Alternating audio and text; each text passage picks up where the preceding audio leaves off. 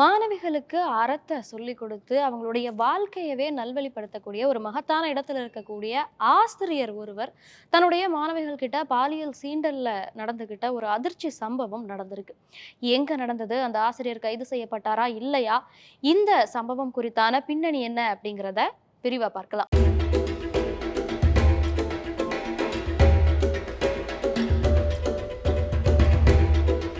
தூத்துக்குடி மாவட்டம் திருச்செந்தூர் அருகே இருக்கக்கூடிய உடன்குடி அப்படிங்கிற இடத்துல தனியார் மெட்ரிகுலேஷன் பள்ளி ஒன்று செயல்பட்டு வருது. அந்த பள்ளியில உடற்கல்வி ஆசிரியரா பென்சிங் அப்படிங்கிற ஒருத்தர் வேலை செஞ்சுட்டு வராரு. கடந்த மாதம் மாவட்ட அளவிலான போட்டிக்காக தூத்துக்குடிக்கு ஒரு 5 மாணவிகளை இந்த பென்சிங் அப்படிங்கிற ஆசிரியர் அழைச்சிட்டு போயிருக்காரு. தூத்துக்குடியில இருக்கக்கூடிய ஒரு விடுதியில மாணவிகளும் ஆசிரியரும் அறை எடுத்து தங்கியிருக்காங்க. அந்த சமயத்துல மாணவிகளுக்கு பென்சிங் மது வாங்கி கொடுத்ததா கூறப்படுது. மது வாங்கி கொடுத்ததோட மட்டுமில்லாம அவர்கள் கிட்ட பாலியல் அத்துமீறலையும் ஈடுபட்டிருக்காரு. அது மட்டும் இல்லாம தான் அந்த மாணவிகள் கிட்ட பாலியல் அத்துமீறல்ல ஈடுபட்டதை பெற்றோர்கள் யார்கிட்டயும் சொல்லக்கூடாது அப்படின்னு கடந்த 22ஆம் தேதியிலிருந்து தொடர்ச்சியா அந்த மாணவிகளை மிரட்டிட்டும் வந்திருக்காரு.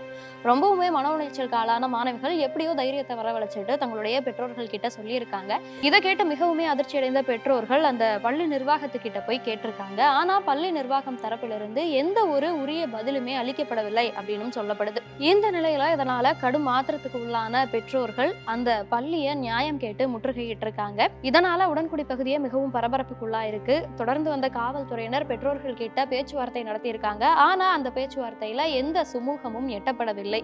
உடனடியாக பென்சிங்கை கைது செய்யணும் அப்படின்னு பெற்றோர்கள் கோரிக்கை வைச்சிருக்காங்க. மாணவிகள் கிட்ட பாலியல் அத்துமீறல்ல ஈடுபட்டுட்டு அவங்கள தொடர்ச்சியா மிரட்டிட்டும் இருந்த பென்சிங் கோவையில இருக்கக்கூடிய தன்னுடைய உறவினர் வீட்டுல பதுங்கி இருந்திருக்காரு. அவரை காவல்துறையினர் கைதும் செஞ்சிருக்காங்க. அது மட்டும் இல்லாம பெற்றோர்களுக்கு உரிய பதில் அளிக்காம இந்த பாலியல் அத்துமீறல் புகாரை ரொம்பவுமே மெத்தனமா கையாண்ட பள்ளி முதல்வர் சார்லஸ் ஸ்வீட்லியும் செயலாளர் அகமது அப்படிங்கிறவங்களையும் கைது செய்திருக்காங்க. கைது செய்யறப்பவே பள்ளி முதல்வருக்கும் செயலாளருக்கும் நெஞ்சுவலி ஏற்பட்டதன் காரணமா அவங்க தூத்துக்குடி அரசு மருத்துவமனையில அனுமதிக்கப்பட்டிருந்தாங்க.